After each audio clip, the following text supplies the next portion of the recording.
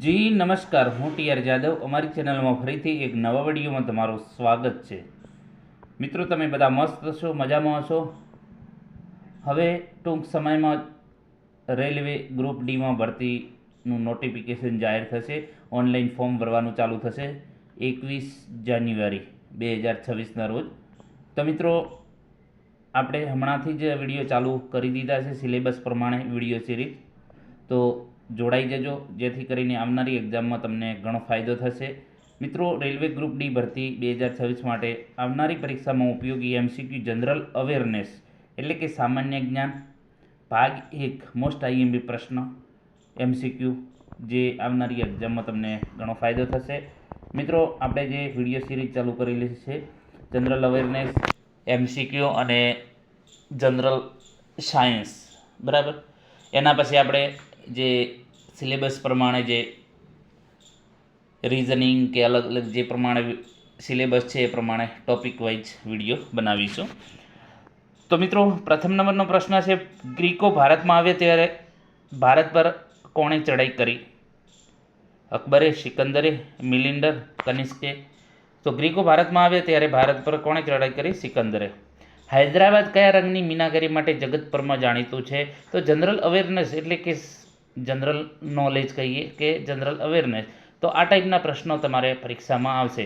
હૈદરાબાદ કયા રંગની મીનાકારી માટે જગતભરમાં જાણીતું છે? કાળા રંગની, પીળા રંગની, લાલ રંગની, લીલા રંગની? તો કાળા રંગની. મોસ્ટ IMP પ્રશ્ન છે. ઓપ્શન એ સાચો જવાબ છે.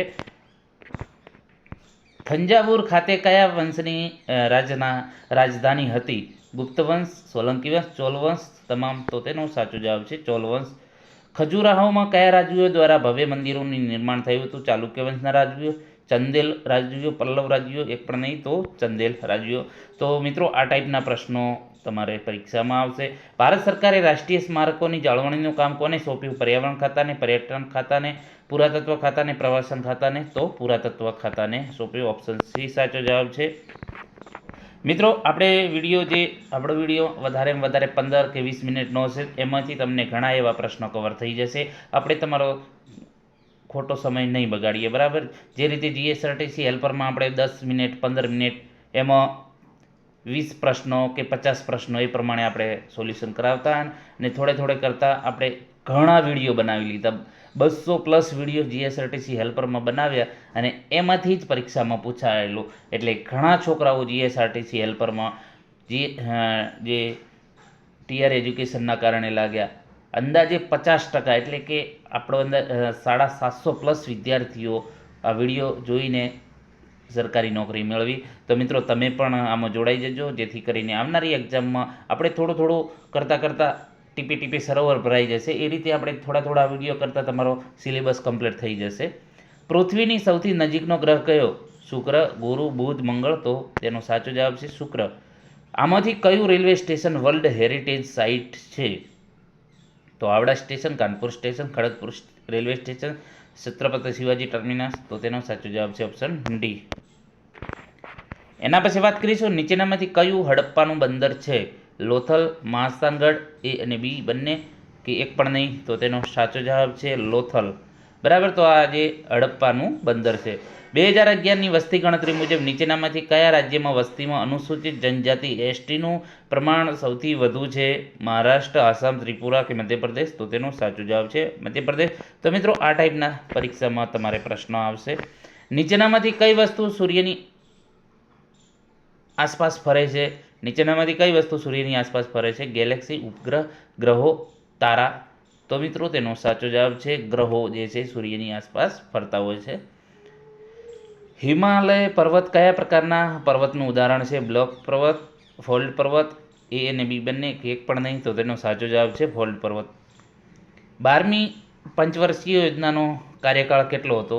2005થી 10, 2015થી 20, 2012થી 17, 2007થી 10? તો તેનો સાચો જવાબ છે 2012થી 17. નાસિક શહેર નીચેના કઈ નદી કિનારે આવેલું છે? ઝેલમ, ગોદાવરી, કાવેરી, તાપી? તો તેનો સાચો જવાબ છે ગોદાવરી. નીચેનામાંથી કઈ જાતિ નાગાલેન્ડની છે? પનાર, ઓંગે, બોડા કે રેંગમા? તો તેનો સાચો જવાબ છે રેંગમા.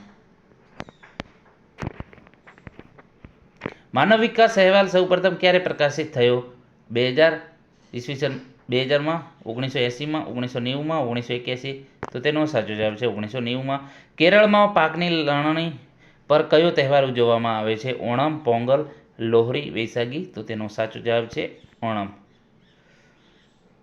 નીચેનામાંથી કયું નૃત્ય સ્વરૂપ આસામ સાથે સંકળાયેલ છે? ભાંગડા, કાલબેલિયા, બિહુ, કથક? તો બિહુ. તો મિત્રો આ જે નૃત્યો છે એ પણ તમારે કયા રાજ્યના, અલગ અલગ રાજ્યના નૃત્યો છે તો એ પણ તમારે તૈયારી કરવાની.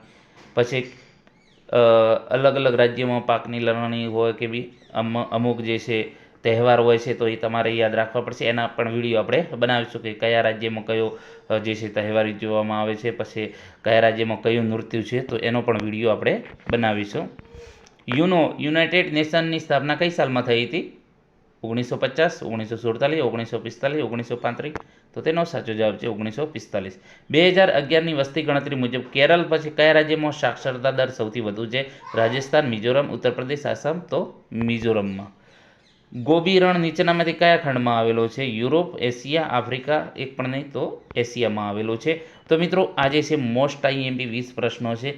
તો આ રીતે આપણે 20, 50, 30 એ રીતે જે વિડીયો સિરીઝ બનાવતા રહીશું અને એ રીતે તમે એક નોટબુક બનાવજો, એમાં આ બધા પ્રશ્નો લખી રહેજો તો જેથી કરીને તમને વધુ આઈડિયા આવે ને રિવિઝન થતું રહે. આની પીડીએફ પણ તમને અમારી ટેલિગ્રામ ચેનલ અને વોટ્સઅપ ગ્રુપમાં મળી જશે. વોટ્સઅપ ગ્રુપ આપણે બનાવેલું છે રેલવે ગ્રુપ ડી માટેનું, તો એની લિંક પણ તમને આ જે છે ચેનલમાં મળી જશે, જે આપણે ડિસ્ક્રિપ્શનમાં